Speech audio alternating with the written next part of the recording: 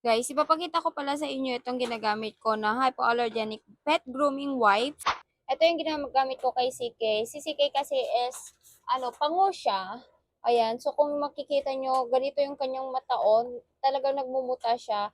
And tinanong ko yung doktor kung kailangan ng operation dito. Hindi naman daw kasi hindi naman siya talagang, alam mo yun, yung tipong like sa ibang mga chow-chow.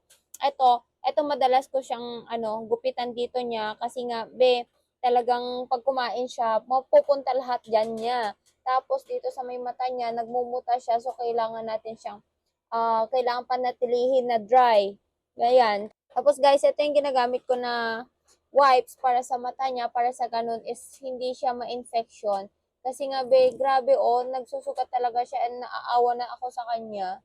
Kita mo, ito lang naman ang problema niya, ito sa may mata niya talaga kasi patusok talaga yung mga pilik mata niya daw, sabi ng vet. Ayan guys, oh.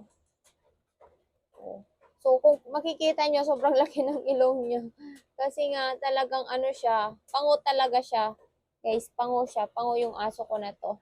Ayan. So, eto, kung may makita kayong violet dito, eto kasi yung nasugat siya, kinagat siya nung kasama niya. So, nilagyan ko siya ng quick heal. Buti na lang, ganyan na lang siya, oh. Ayan. Ayan na lang siya. Pasensya na kayo kung medyo madumi siya, ha. Kasi umuulan talaga ngayon, so hindi ko siya pwedeng paliguan. Kasi baka magkasipon naman siya.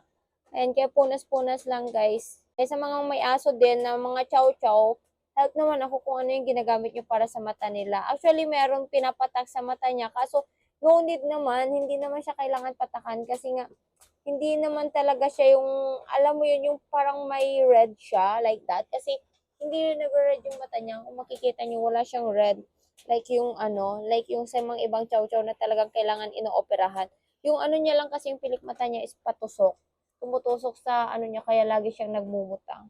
And guys, kung kayo is naghahanap din ng hypoallergenic para sa yung mga dogs, ito yung wipes yung gamitin nyo.